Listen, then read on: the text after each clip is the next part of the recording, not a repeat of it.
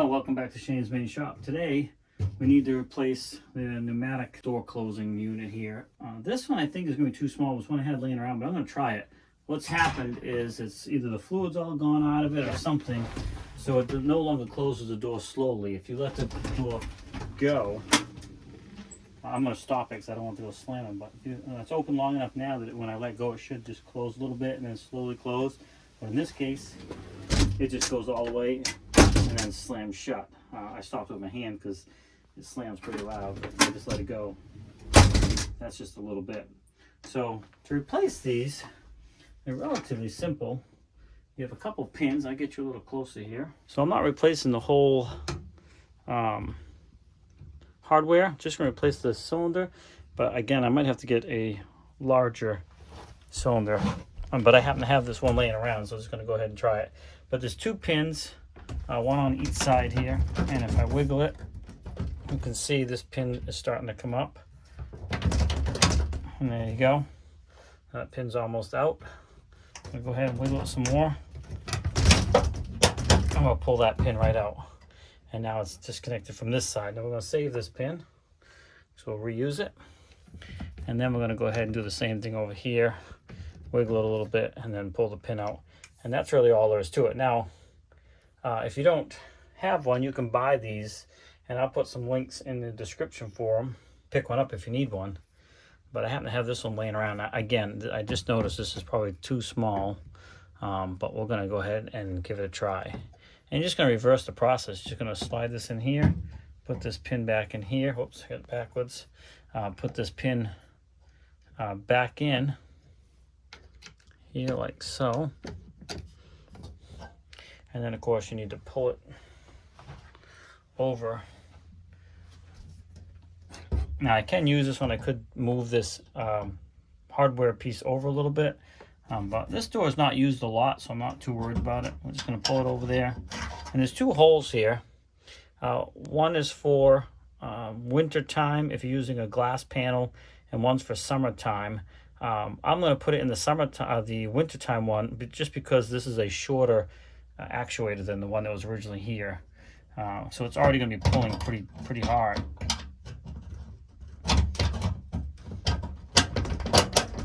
Okay, so we got that back in there. Make sure our door stop is out of the way.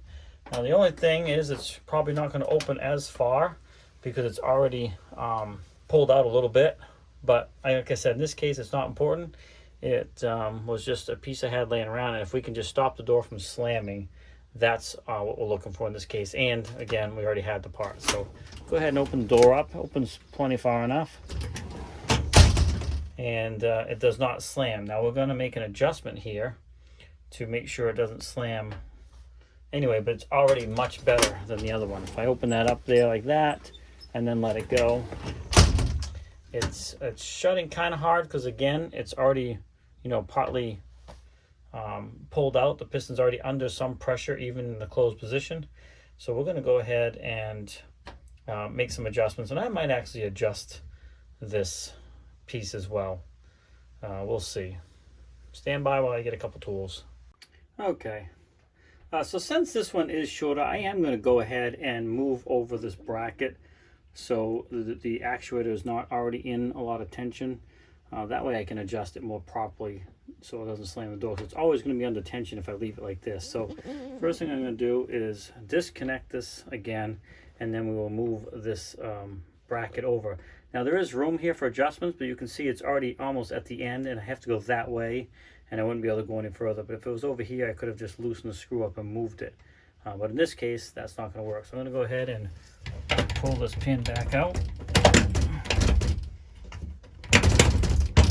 Okay, and we'll set that aside. And then I got to go ahead and remove these screws.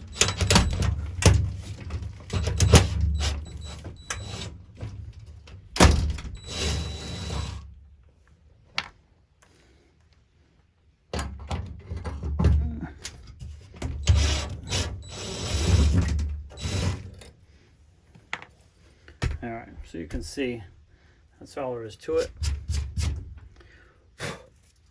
I'm going to go ahead and line it up so I'm under a little bit of tension when I install this back on here, but not a lot. We want to make sure it closes tight, but we don't want it cranked down. Now, I did get some new screws here, but I think I'm going to be able to use one of these old screws back in its original hole just to get started here. So I'm going to put that there. I put it right there, so I have to pull a little bit. You can see it's not quite lined up. I'll have to pull it a little bit to get that pin in, and that's what we want. So we'll go ahead and put that right there.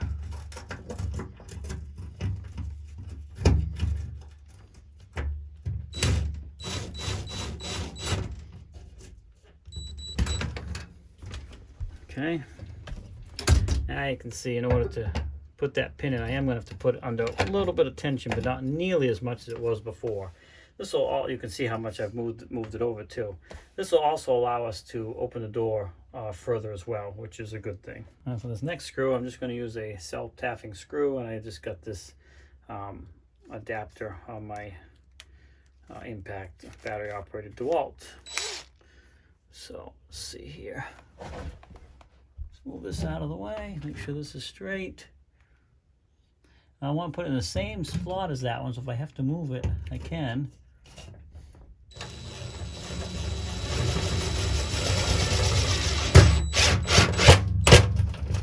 Alright. Socket's a little bit big to fit in there, but alright, that's not going anywhere.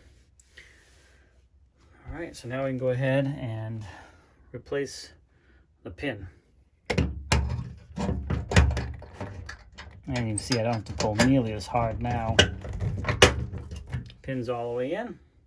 Let's go ahead and back the camera up here and take a look, see how it closes. This whole door really needs to be replaced, but again, it's just an old storm door. We're just trying to stop from slamming in the meantime. It's on the north side of the house, so it gets pummeled with weather. Now look at this. The door opens all the way up out of the way, and then we're going to let it go. Look at that. No more slamming. And it closes and latches. I didn't touch it. You can see it actually latched, which is what you want. Sometimes they don't pull enough and it'll go up against the latch but not actually latch. So we're going to go ahead and try it again. Open it up, you step through, you let the door go. And it latches. Perfect. So if you have a storm door that's slamming, you don't have to replace the whole thing. You don't have to replace all the hardware.